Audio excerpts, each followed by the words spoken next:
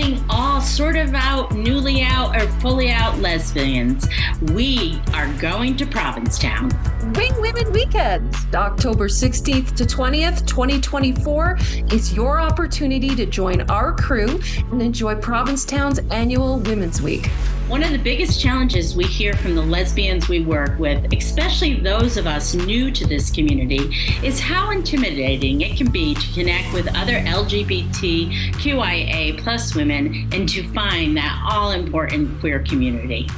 I know, and you all want to be connected to the community so much and to meet new queer friends. And, hey, you never know, maybe even meet somebody special. But we can also know that it can be super intimidating to do these things alone. So let us be your co-pilots as we enjoy some amazing activities in Provincetown, one of the gayest small towns in America, during their annual event for queer women of all ages. Enjoy meeting new friends with us as your wing women. It's the queer event of the year you won't want to miss. Details at www.wingwomenweekend.com. That's wingwomenweekend.com.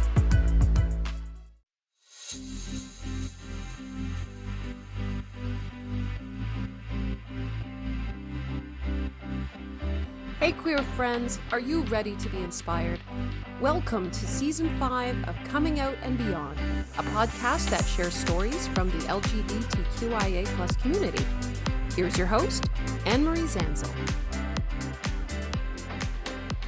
Hi, this is Anne-Marie Zanzal, and welcome back to another episode of Coming Out and Beyond, LGBTQIA plus stories.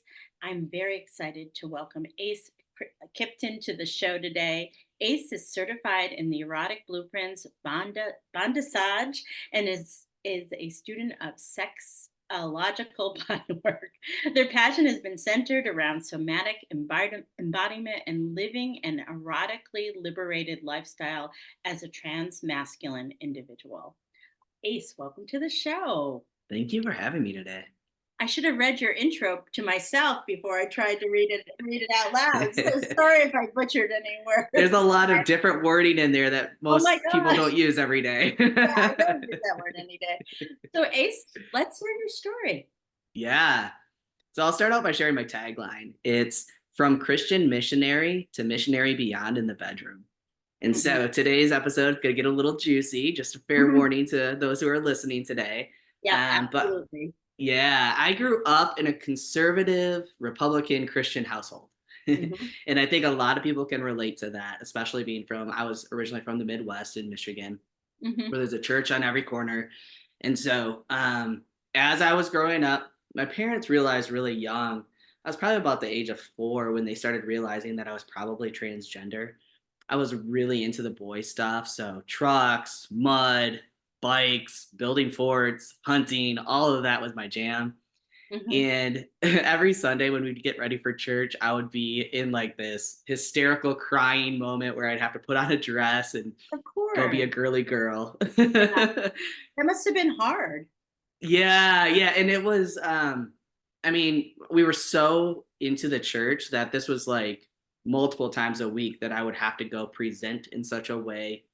And even like the way that my mannerisms was, I had to be a girl. I couldn't run around with the boys and have fun and get my energy out. I had to sit proper and cross my legs. And it was just, it was really against who I really naturally was. And so I learned at a really young age to abandon my desires and learn how to fit in.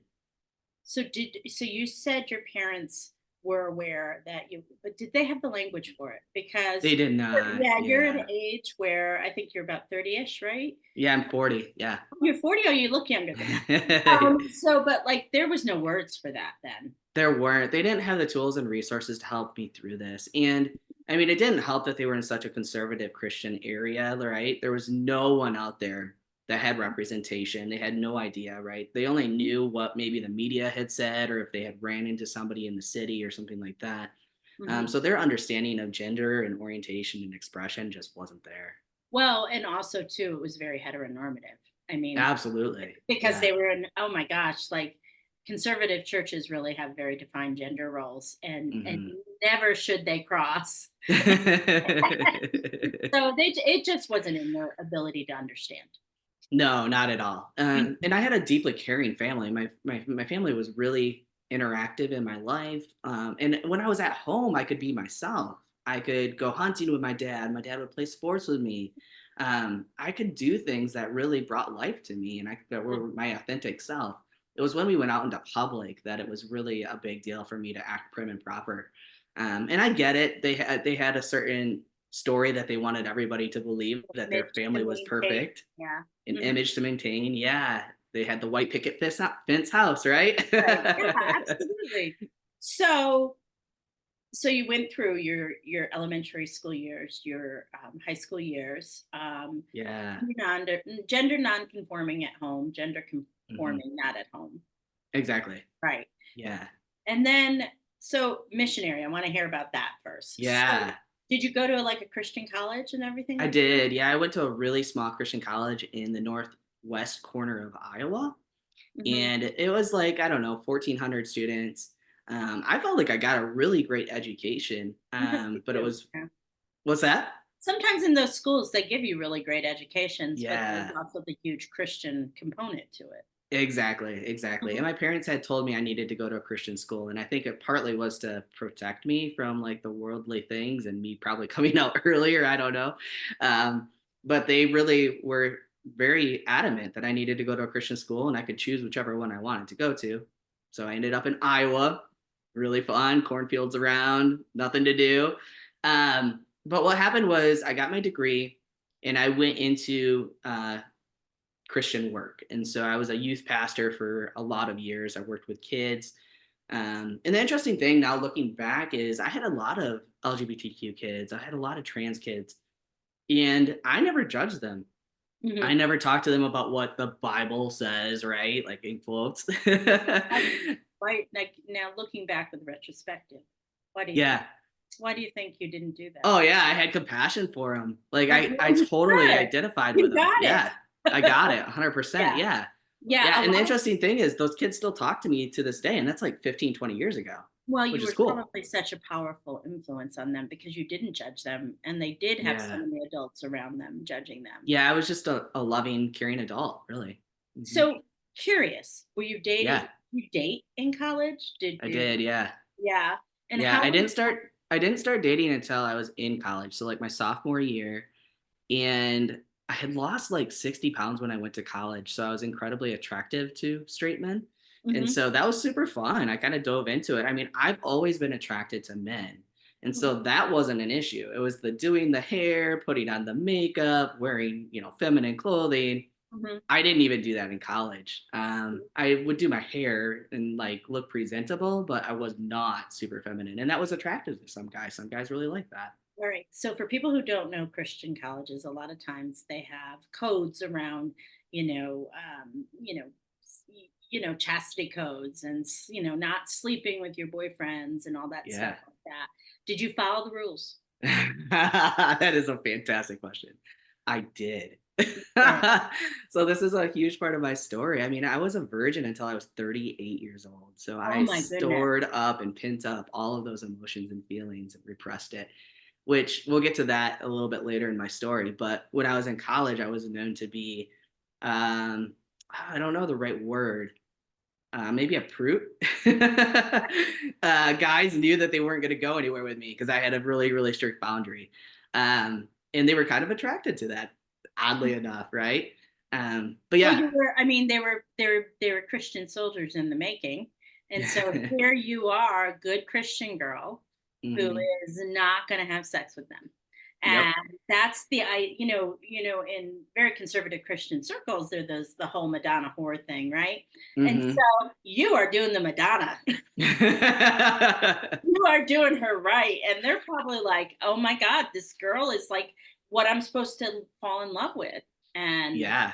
and but you were like not. I mean, you were interested, but you were not. I was super interested. I really did want like an MRS degree. I wanted to get married. Mhm. And so I tried, but it just wasn't working. And it's because I didn't know myself well enough. I didn't know my gender well enough at that time. And so I couldn't get really deep in relationships with people. They were really surface level. And then once we started getting deeper, I started freaking out and I kind of self-sabotaged the relationship. Mm-hmm. And that's how my relationships worked until I was 38 years old. I would go on a ton of dates. I'd go on a lot of first dates, but they didn't go much further than that. Mm-hmm. Mm-hmm. Yeah. Why do you think now, when you look back on it? Yeah, because I wasn't able to be my authentic self. And Mm-hmm. so once we got to a point where it was past the first, second, third, fourth, fifth date, and I actually could be my genuine self, it was really raw and it was hard for me to get to that space because I hadn't dove into the questions that I had for myself. And if he was asking those questions or trying to get deep into a deeper relationship with me, I just wasn't ready to go there yet. Mm-hmm. Mm-hmm. Yeah. So now, after college, you're working as a youth pastor. Were you a Yeah. missionary? Did you actually do missionary I was work? a missionary. Yeah, I worked for a very large international organization.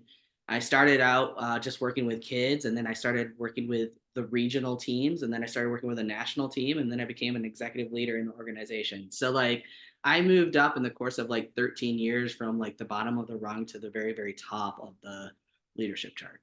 And so, how old were you when you stopped? Okay. So now, what I'm really curious about Yeah. is did the when did you begin to have an understanding what was going on with you? Hmm. You're washed in Christianity, you're washed in heaven. Known. Everybody around you is Christian. Yeah. I mean, you poor thing. You Yeah. Thank you. couldn't you like I couldn't explore. no, you had no models. You like Mm-mm. no No. language. And Yeah. especially because I think it sounds like also too, you found meaning and purpose in your work. Because Hmm. people don't go into ministry unless they find Yeah. meaning. There's creepy people that do, but most people Yeah. they feel like they have a call. So you Hmm. felt like you had a call. You're doing this amazing work with kids and Yep. everything like that. You know, Yep. you're being a big good and like also to rise in an organization like that as Yeah. someone who's perceived to be a female Yeah. is effing amazing. Yeah, I was the very first female under the age of 30 to be put into a room with multimillionaires. All of my coworkers were 60-year-old white men or above. And Hmm. so I would walk into a room and I would command a presence just from the fact that I was the only single white woman in the room. And it was interesting because I was looked at as someone who was an expert in my field and I really knew what I was doing. So there was a deep respect for me in that space. I cut my hair back in 2015 and I started looking a little bit more masculine. And I think that did kind of help me in that space Hmm. because I could really show up and be in my like centered, core, grounded energy when I walked into a room. The Hmm. problem was when COVID hit, none of us cut our hair anymore, and things happened, right? And so I started growing out my hair because I felt like I needed to be a little bit more feminine. Hmm. And right before I got terminated from my position, I cut my hair in such a way that was kind of a little bit more on the LGBTQ spectrum, I would say. And I started getting questioned. And that was a really interesting turning point for me because it was like people were starting to ask the questions that they didn't want to ask for 7 years. Which were Um, if am I straight? yeah. Am I Well, LGBTQ? So, and God forbid you're a lesbian. well, and it was in our contract. We couldn't be LGBTQ. Absolutely. So, Um, so so when you cut your hair, like mhm. cutting hair is so symbolic, right? Yeah, So when you cut your hair, were you already on the journey to define who you were? And did you get fired yeah. because you started to look a little bit No, LGBT? so the interesting thing is I asked my supervisor before I cut my Hmm. hair, is this going to impact me? Because I knew I was on the fast track to executive leadership. I mean, it was very clearly laid out in front of me. If I did X, Y, and Z, I could be at this place in my career in 5, 10 years. And Hmm. for me, that was what I always wanted to do, right? That was like, oh man, that's exactly what I wanted. And my boss was like, do it. Hmm. And the interesting thing is, after they terminated me from my position, they called it a reorg so they could legally do it. But afterwards, my boss came to me and was like, I'm so sorry that this happened to you. You've only had positive performance reviews. You've only had, been really great at your job, but it's a reorg. They're heading in a new direction. And so nobody ever said anything about LGBTQ, but in my back of my mind, I was like, this probably is. I mean, I'm starting to show a lot of that transition. And within probably 6 months, I came out as trans. So I called my supervisor and I just said, hey, FYI, if you hear anything, I just want to let you know I was ethical throughout the whole process. I was abstinent. I didn't pursue any of this. Like, and now my life's going 180 degrees in another direction. And he looked at me, and on the phone, he said, I 100% trust you. You are ethical. And I know that you were probably struggling with these things for a long time. And I'm just glad that you can be you. And so I Wow. continued a relationship with him. Like he calls me every couple of months just to talk, Yeah, because he that's knows who I am and he genuinely right. cares about me, which You're, is what I wish the Christian like world would do. But I ended up losing my entire community through this process. oh, I'm sure you did. I'm so sorry. Yeah. That must have been brutal. Yeah. Yeah. Yeah. So you told me a story yesterday about you like determined like figuring out like, all right, so when was the aha moment? Like I think it sounds like you were dipping your toe in, were you dipping your toe in the LGBTQ community and saying, do I fit Not here? really. I Okay. wasn't fully aware of it. It was really repressed. And actually, so what had happened was I went on vacation with my family right after I got terminated from my position. Hmm. And I woke up one morning paralyzed. Hmm. And I was like, oh shit. I'm on a remote island on vacation with my family and I can't walk. So that led to me getting on a ferry and multiple transfers, having emergency surgery. And it started a healing journey in my body because what had happened was I was repressing and storing all of that pain Oh my inside. God. And there was no place for me to, get curious with it or explore it. And so your body holds the pain. And at that time, it just kind of screamed out for some help. And Hmm. so shortly after that, I ended up on a therapist's couch. And she was basically a complete stranger, but I started sharing my story with her. Hmm. And in that, she looked at me and she goes, honey, you're not straight. Hmm. And I go, well, I like men. Like, of course I am. And I like totally just went over my head. And she looked at me again. She's like, honey, you're not straight. And then it hit. I was like, fuck, I'm Yeah. trans. Right. Right. And Right. that started the journey of like asking questions, acknowledging who I am, accepting who I am, all of that. And the healing journey then started from that place. So that's amazing. Mm. I'm glad that therapist was upfront with you. Yeah, I'm curious, is she a queer therapist? yeah. Yeah, She's yeah, very yeah. open. Yeah, Oh, okay, good, good, good. yeah. Because I asked that because straight therapists really fail at this stuff. So I was Mm. curious if you had a straight fit therapist or a queer therapist. So, Well, is so there, technically she is married to a man, but they have a very interesting dynamic. And I think they are they explore. bi? Is she bi? I don't think so. I Ah, think she's very committed to her husband, but they don't conform to the societal norms in their norms. relationship. Yeah. So she Mhm. understands. Absolutely. She has a very deep understanding. She has kids and family members that are on the LGBTQ Right. spectrum. Right. So there becomes a process of unbecoming. Mm, Like you are starting to shed everything you thought you knew about yourself. hmm Can you talk to me about that time? And I ask you to share this because we know that there are other people out there mm, that are also trans, but they're not. Um, they're like what's the word? Their sexual orientation is appropriate for the gender they were assigned at birth. yeah, yeah. So it's very, very, very confusing for folks. Mm, Talk about your deconstruction of who you were and yeah. like how did that what helped you the most, hmm what types of therapies, um Yeah. how did you deconstruct this Christian missionary hmm who had denied pleasure to herself for 38 hmm years, hmm um who had given everything to the church, Yeah. and now all of a sudden has this. I mean, that must have blew your mind. Like when it finally you finally brought it up. Yeah, it was a wild ride. I was actually just talking to my mentor about this the other day because I hired a sex coach, and this is a little bit further in my journey, but I hired a sex coach, and within 3 weeks, I lost my virginity and was on the road to like having a really fun sex life. Mhm, But to back up in my journey, what happened was I watched a show called Sex, Love, and Goop.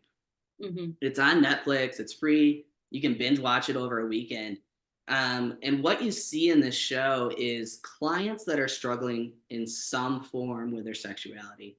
It could mhm, be their gender, orientation, expression, identity. It could be that they're having a hard time finding pleasure in their body on their own. It could be that they're not connecting with their partner. I mean, there's a whole bunch of different things that they work through on the show. But what happens is they jump on a table and they land in this really vulnerable space with a professional practitioner. And what happens is the practitioner goes into somatic embodiment with them.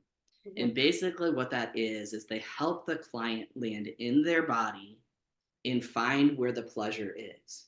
mhm, And so you watch it in real life on TV. And what happened for me was I went, wow, that pleasure exists. Like that's a possibility. Like I've been repressing this my entire life, but mhm, I could have that. And I was like, I need this. And so what I did was I actually reached out to two of the professionals on the show, which is like mind blowing to me now that they even like responded to me.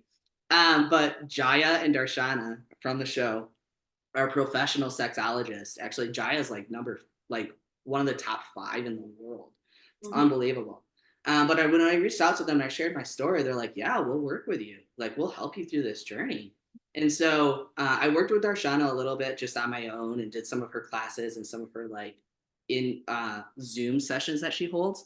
mhm. And then Jaya has this thing called a coaching network where she has like 250 people underneath her that she's trained in the methodology of the erotic blueprints. Mhm, And so what I did was I studied directly under somebody who studied directly under her. So like I got the next best thing. mhm. Like Jaya, in order to work with Jaya, is like $250,000. That's Yeah. way out of my budget, right? Right, right. But to work with the next person down was like 7,000.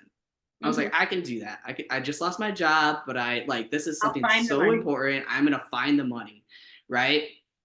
And so I hired Connie, I'll just share her name with you, who is a professional sexological body worker trained in the erotic blueprints. She's a master trainer.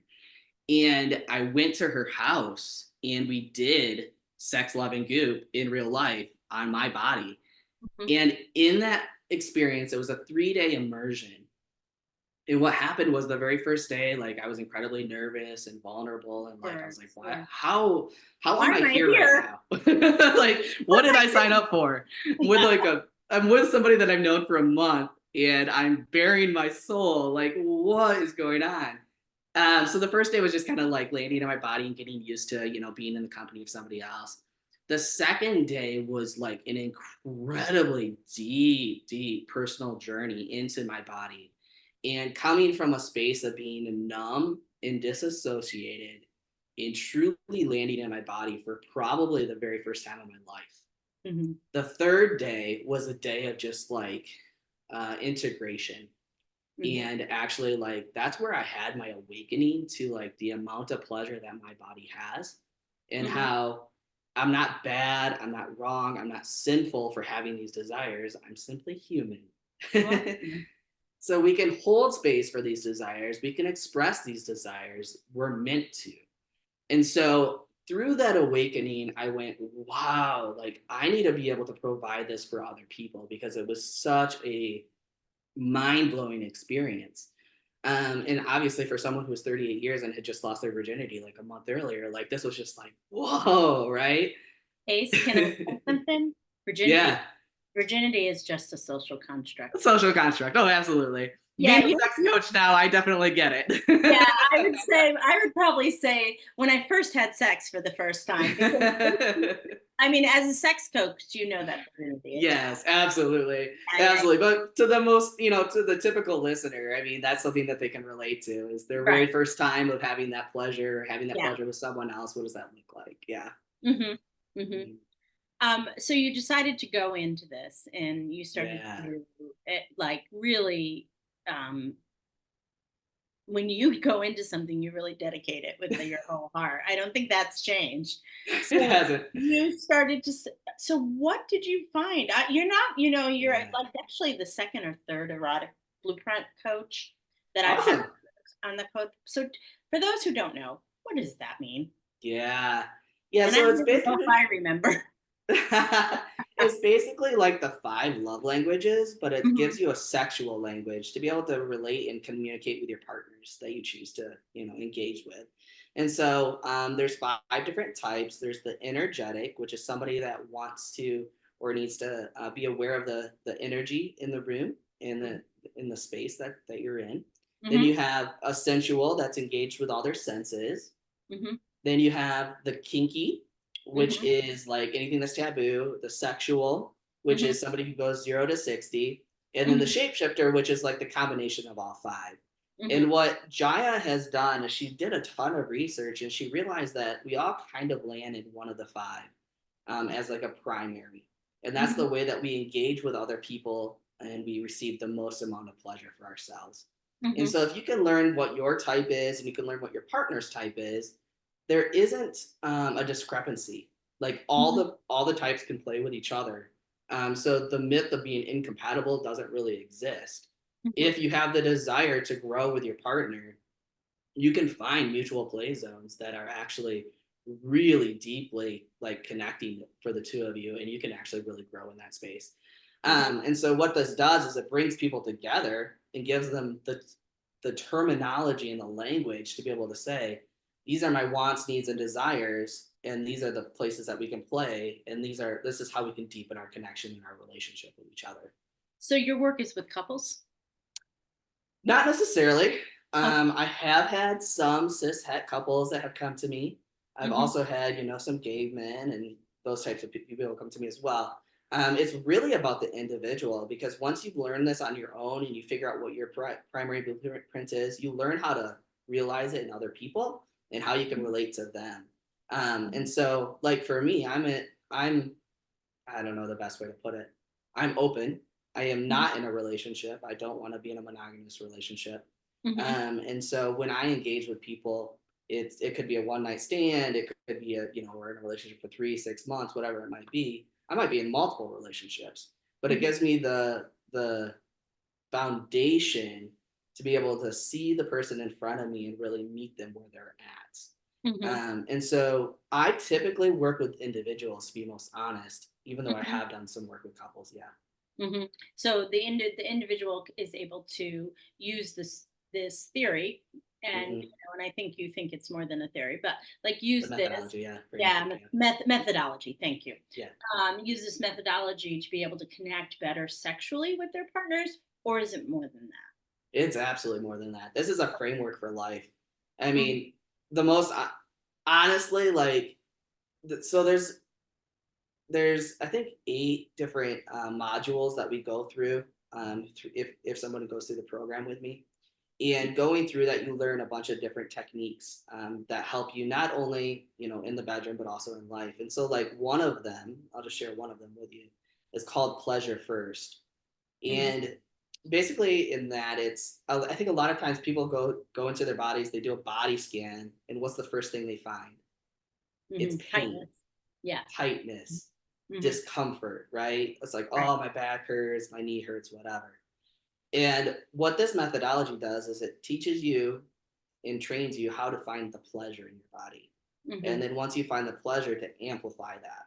mhm, And so it really is somatic in the way that you're getting into your body, you're learning about the sensations, you're choosing to at least acknowledge them. You don't always have to change them if you don't want to, but you also have the power to change them if you do want to. And mhm, so through this pleasure first practice, I start out every morning in pleasure. mhm, And it changes the way that I show up in the world. mhm, Because I just engage with people from a much different space, right? Than like being frustrated or angry or hurt or whatever. I can come from a place of being centered and grounded in who I am and really show up for people. And so I think that's the best thing about the erotic blueprints is it's a framework for life. It's not just for sex. Yes, your sex life's going to be great. You're going to probably have a pleasure-filled life when it comes to that, but it's so much more. When you look back at the before, Mm. how did you approach life before? Yeah. So before I could go multiple different directions. So one is I wasn't in my body. Right. My body was the way in which I moved around this world, and I would eat whatever I want, do whatever I wanted to it, lay around. I Hmm. wasn't attuned to what my body needed. Hmm. And so now I'm very attuned to what my body needs. Hmm. And I'm also giving it what it needs. Like I'm listening to it. And so what's happening is I'm noticing like I lost 50 pounds in like 3 months just because I was paying attention to what my body wanted and needed. And I was coming from that space and living my life that way. Hmm. Therapy was helpful too. I'm sure I lost some weight because of that, but it was like multiple things. I wasn't intentionally not eating different foods, or I wasn't intentionally going and working out. It was literally my body was healing itself because I was in a different mindset and I was connected to it. Well, and I also think that a lot of times people carry extra weight because it's a mask. Hmm.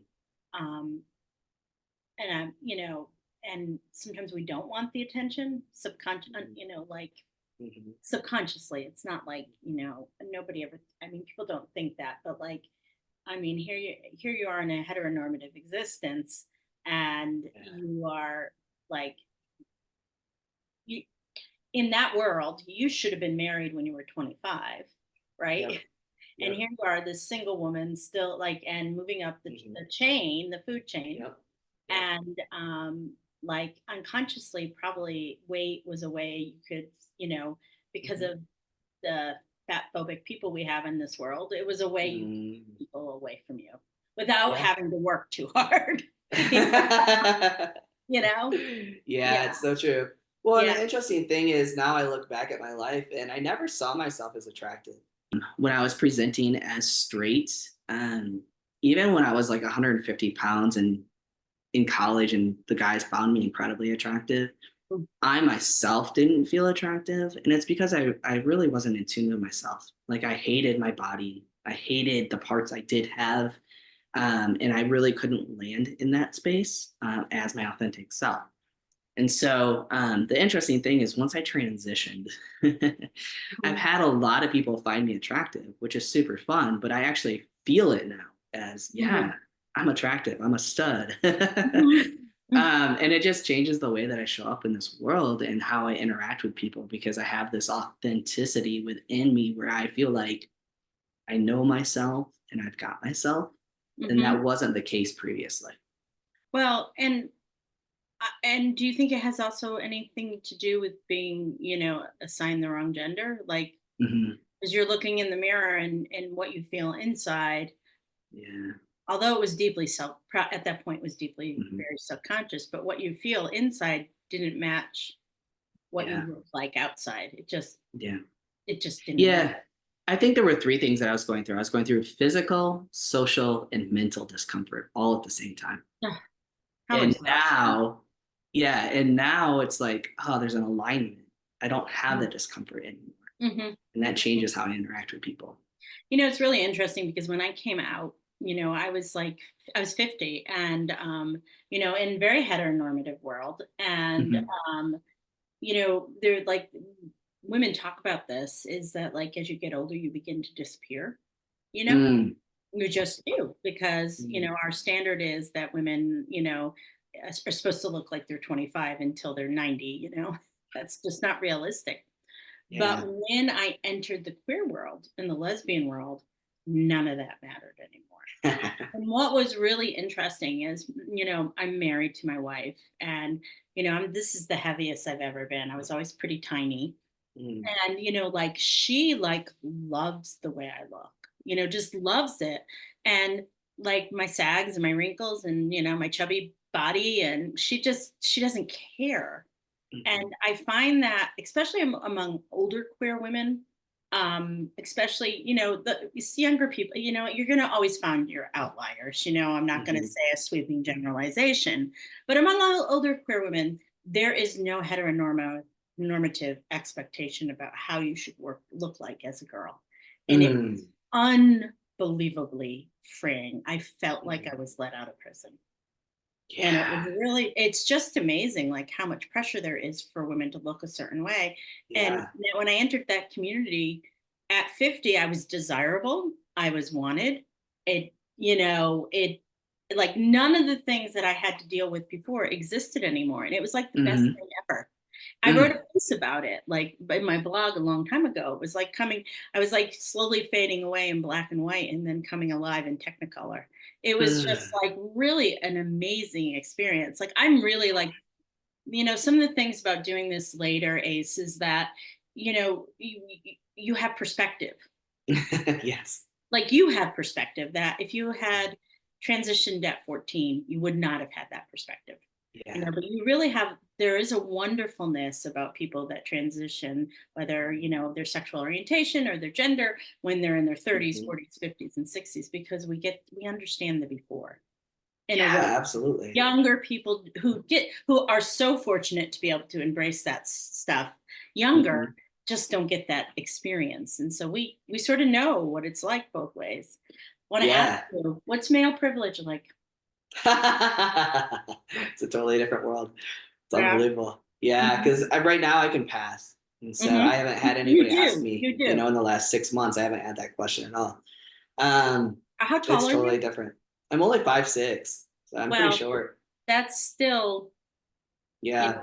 That's on the low end of respectable for me. Exactly. I think they say 5'7" is like that like threshold for being tall. Tell me, I would love to hear. I would love to pass as a man for a couple weeks and have that experience. I am only 5'2". It would be hard. My wife, however, is masculine of center, so she gets called sir sometimes. Fantastic. Yeah. So, like, what is it like? Tell me what it's like to have this privilege that you didn't have before. Yeah, it's interesting because I feel like my entire life I was fighting to be seen, heard, known, and loved. And now I don't feel like I have to fight. Like I can just show up and it's what it is. I'm accepted. And it's a really weird space, especially when they don't know I'm trans. Right? I pass well enough now that people don't even question if I'm trans. It's just I look like a male. And so I mean, it does. It absolutely changes. I mean, I was just walking through downtown Denver yesterday, and it was at night, and there were a bunch of kids messing around and, a bunch of homeless people around. I didn't feel like there was a threat to my safety at all. And I thought about it in the moment. I was like, when I used to be female presenting, I don't think I would have walked around with such a confidence, right? I think I would have been, looking over my shoulder or whatever. But I don't have to be nearly as afraid as I used to be. It's just the social norms, social construct that we have. Yeah.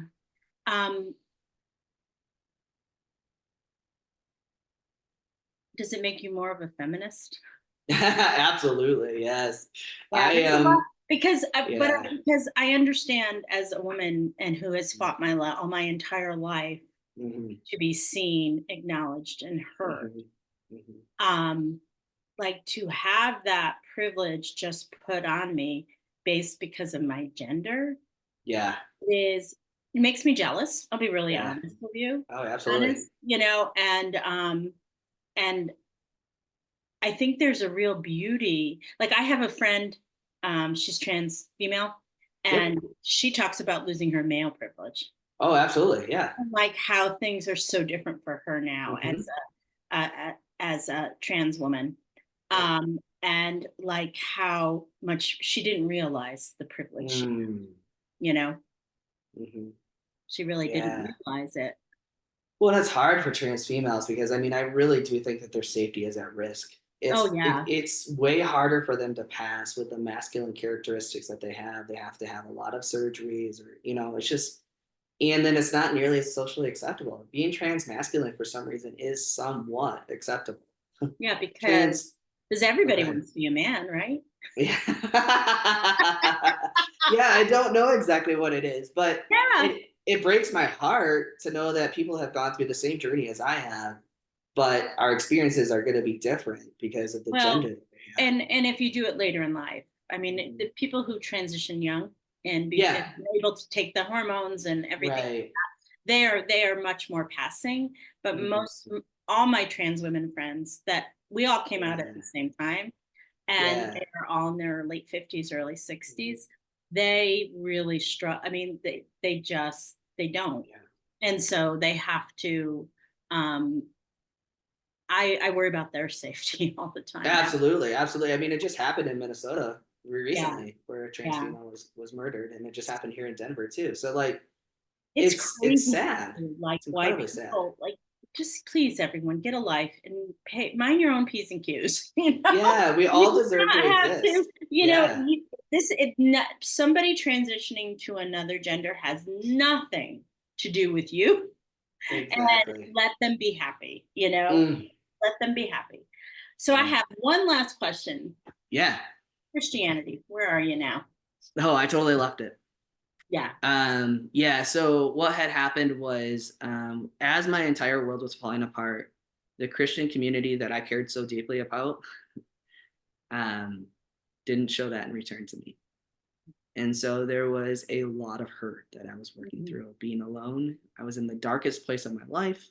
I had Hmm. lost my job, I'd lost my community, lost my family, Hmm. everything. Hmm. And there were, maybe two or three people that came alongside of me and said, "Hey, I'll support you." And even in that, they struggled with me being trans, right? Hmm. And so what I did was I started critically thinking about my faith. Hmm. And I'm a theologian at heart. Hmm. Like, it was indoctrinated into me, Yeah. and I loved deep theological conversation.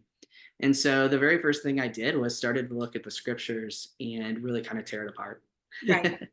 And I went, "Oh, this doesn't really line up." And what I realized was, Christianity and just that mentality doesn't align with who I am. Hmm. And so I went on like a 2-year deconstruction journey where I had to first realize that, like, what the Bible says to be true may or may not be true according to my life experience, and what I know to be true, um, science and those types of things. That was hard because that is what I built my identity off of. Right. And so to go from believing that I was wrong, bad, broken, and sinful Right. to believing that I am inherently worthy You are. and to be loved Mhm. was a massive shift. Wow. And so I've gone through a couple of years of just genuine curiosity and asking the really hard questions. Mhm. And what I have learned and what I have found to be true for myself is I don't know what the truth is. I actually, to be really blunt, I think it's kind of arrogant for people to think that they know what the truth is when Oh, there's so many different world religions out there, and you're yeah, saying I this is agree the with one you. and only way. Then there's however million You people out know, there that are wrong. Like, my come on now. my theology about that Yeah. is that, of course, there's thousands of different religions out there, because as human beings, we are incapable of hearing God's voice. So we need Mm, to hear it in different perspectives. And so mm, God comes to us through all different faith traditions and mm, no faith traditions, because mm. there's so many people that find um, divinity in nature and in helping Absolutely. others, but they have really no like traditional faith system behind them. So I am I'm really curious. So like I understand about falling away from Christianity. I'm a ordained minister. I I was asked to pastor a church. I mean, I'm on the progressive side of Christianity, by the way. And I just didn't want to do it anymore. And then Mm, an incident happened at the church, a very small one, but it was like, for me, it's those incidences that break the camel's back that like you're just done. And it mm, was just a very small one. And once I freed myself from Christianity, my relationship with the divine and universe became much stronger. And so yeah. I don't like, as somebody who worked in hospice for 7 years, I Mm. know that there's something other than this. I just don't know what it is. That's You exactly where I know, I land. have no idea what it is. I'll let you know, Yeah. I have a sense. I do believe that when I die, that I'm going somewhere. I don't know where. I don't know what Mm. happens because Mhm. pure physics is that I've seen people alive and a minute later I've seen them dead. And what I do believe is that what I know is true is that energy cannot be destroyed. So the Mm. energy that animates us when Mhm. we die leaves the body and Yeah. it goes somewhere. I I don't know what happens. I really, really don't know what happens. And Yeah, so but isn't it wild to go from an ordained minister to being like, I don't know, right? I Like, was an ordained minister. Like, luckily, I was in a denomination where I could be that way. So mm, I wrote my ordination paper talking about Jesus's story that I said I don't really believe that he died for my sins.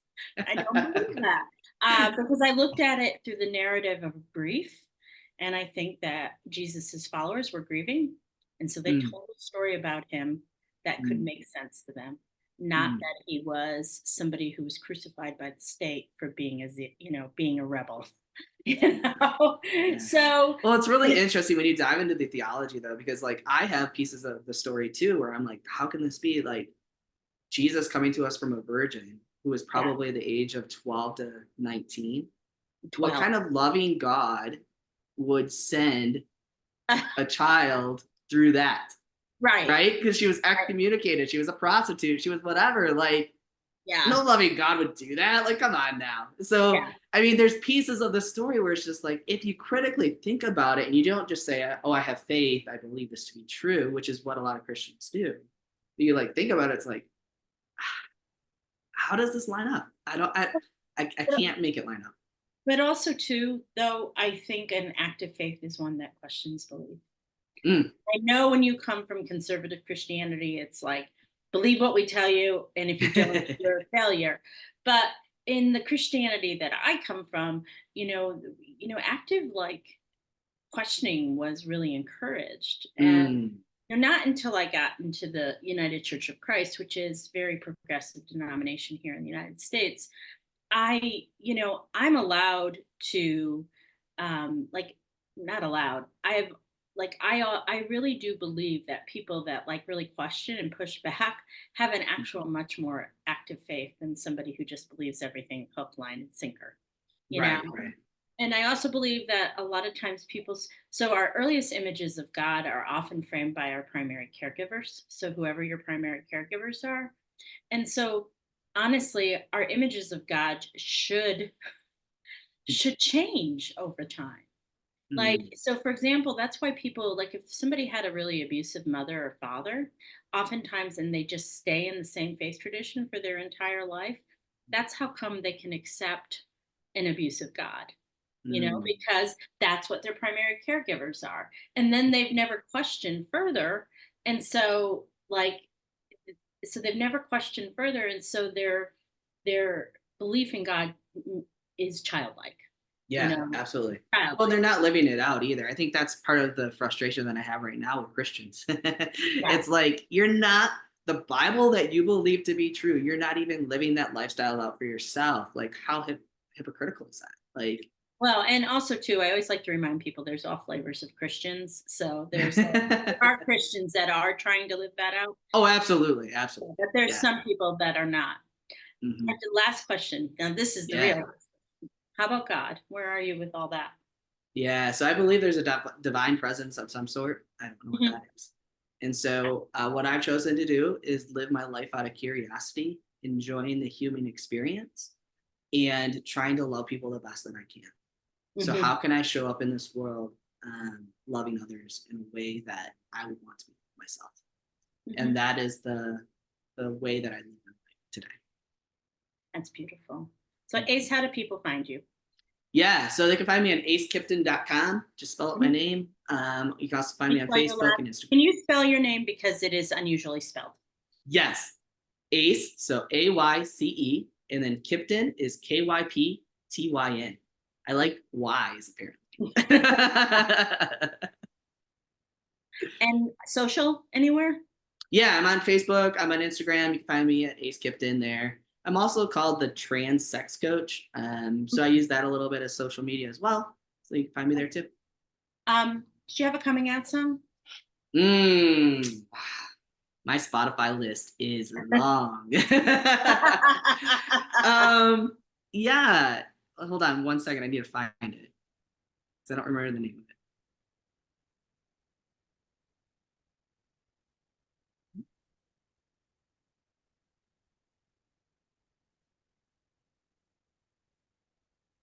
All right. So the song is "You're Gonna Love It" by Sun Heat. Mm-hmm. Mm-hmm. Yes. What did it like? What in our later in life community, people always have songs that sort of get them through. Why did that song get you through? Yeah, I mean, the transitioning process is probably one of the hardest transitions somebody can go through when you're talking about socially, economically, mentally, medically, right? And it got me through because I mean, one of the main lyrics in it is "You're gonna love it." Like, live your life, go through this hard stuff. At the end of the day, it's gonna be worth it. And so it's just a really upbeat song that really brought me into a good space of like, okay, this is all worth it. I'm gonna love it. I'm gonna love who I am. So that's why the song was meaningful to me. Do you have a book or a movie that really changed your perspective about everything? Yeah, so it was Netflix, Sex, Yeah. Love, and Goop, and the Erotic Blueprints. That's where my entire journey did a 180. I saw a part of that. It's the Goop brand, right? Yeah, Gwyneth Paltrow, yeah. Yeah. I think I saw like the first episode of that. I think it's like episode like I don't know 4. I don't know. It's a little ways in there, but you'll see Jaya and Darshana. Those are the two people like you'll instantly recognize them. How do you describe your life today? Pleasure filled. Mm-hmm. It is so juicy. It's so good. I wake up in the morning excited about my day, excited about whatever it may be that I'm doing. I could be going to work, and I'm really excited about that because I'm helping people through these journeys. Me just be hanging out with people. The people that I choose to hang out with right now are my people. I've found my chosen family. They genuinely love and support me. Actually, last night I had a horrible incident happen with my own family, and my supportive family came in and really helped me through it. And they were like, "We've got you. We're here for you." And so that's been a huge piece of my journey is like learning how to find the right people who can engage and be present with me exactly where I am so that all of me can exist. I love that. Well, Ayce, thank you so much for coming on the show. I just want to say that you exude a certain joy that I don't see very often. And so it's really nice spending an hour with you today and being around this positive energy and this joy. Congratulations. I know how hard this has been. So congratulations. You put in a lot of hard work. So you should be damn proud of yourself. Yes, I'm proud of where I've come from and where I've been, but I'm way more proud of where I'm going and the people that are on this journey. So thank you. You're welcome. You've been listening to Coming Out and Beyond, LGBTQIA plus stories with Anne-Marie Zanzal. New episodes of the Coming Out and Beyond podcast drop every other Friday. You can tune in at Apple Podcasts, Spotify, Google Podcasts, and at annemariezanzal.com. Be sure to hit subscribe when tuning in so you never miss an episode. And for more resources, articles, videos, and a free downloadable guide for coming out later in life, visit annemariezanzal.com.